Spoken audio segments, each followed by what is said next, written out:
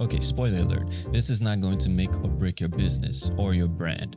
However, not understanding how this works can either make your content very stale or just make you burn out very easily. And you need to understand how this works and how to properly execute it. Unfortunately, no one really talks about this, or no one really understands how this works. Well, fortunately for you that you're watching this video, at Lee Creative, we understand how this works very well. And I'm here today to let you know how this is going to work. Proactive versus reactive. What the hell is this, right? Let's talk about this.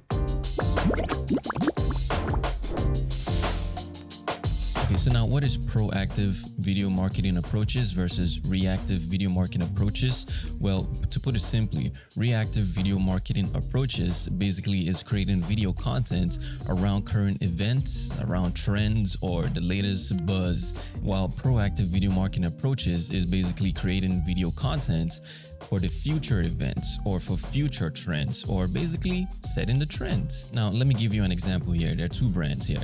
Brand A would basically create reactive video content, while brand B would focus on proactive video content. So brand A that's focusing on reactive would basically create video content around what is trending around the current events. Like, for example, last year, brand A around that March area would start creating content around COVID. Or for example, right now that's going on, they'll start creating content around the COVID variant. Or let's not even talk about COVID. Let's say brand A is now going to be focusing on videos around in TikTok, surrounding TikTok trends and stuff like that. That's what reactive video content will do.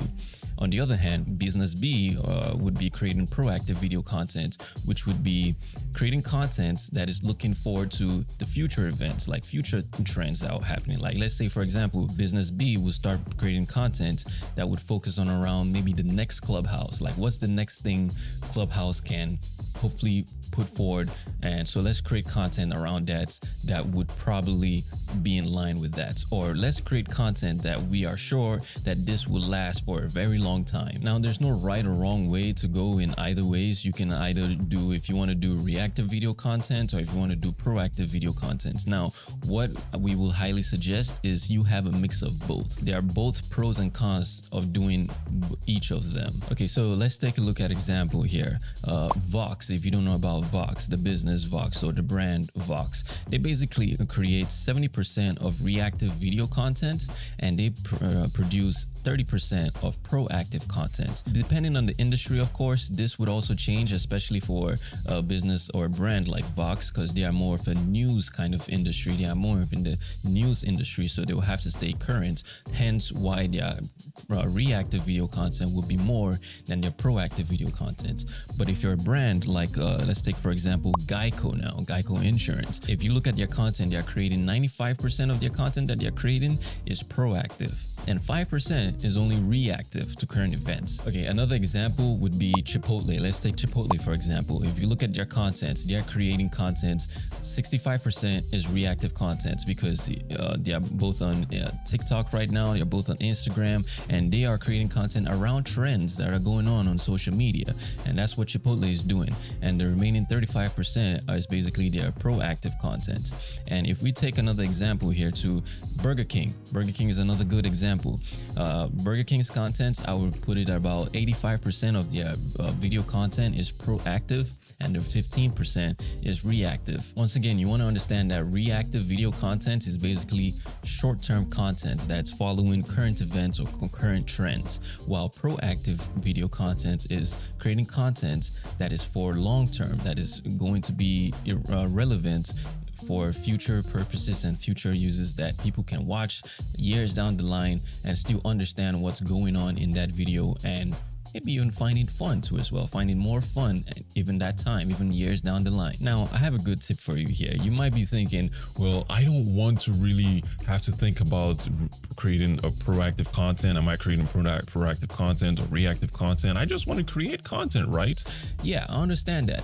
However, this is not a task for you to really do. This is more of a task or more of a thing for you to understand, and you can execute based on your industry and based on your brand and the type of content that you you want to create for your business or for your brand. A very important tip here, a very good tool for you here is if you are using a CRM software for your content, you can easily create a tab or easily create a field that would filter between reactive content and proactive content.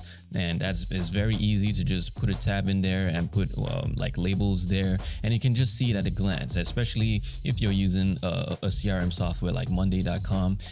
It will give you the sum at the bottom of every board or every segment that you have, and you can see the sum of how many of those labels that you have within your content. If you are doing content, or if you have segmented your content in that way, or managing your content in a CRM software. So just look for whatever CRM software you're using and create a field that will have both reactive content and proactive content. And then let's say at the end of the year, you look and see what kind of content you are creating at the sum there, and you can see, okay, I'm doing more proactive content or I'm doing more reactive content, and that would inform you of your future content that you would be creating. Now, one thing I want to point out, this doesn't only apply to video content only. You can do this for any forms or any types of content too as well. If you're creating photo content, if you're creating text content, if you're creating stories, or if you're creating whatever it is, it would still apply in this case too as well. I'm just talking more about video because that's what we mainly do here at Lead Creative. So it also applies to any kinds or forms of content. And that's all for now, and don't forget to always make the right video.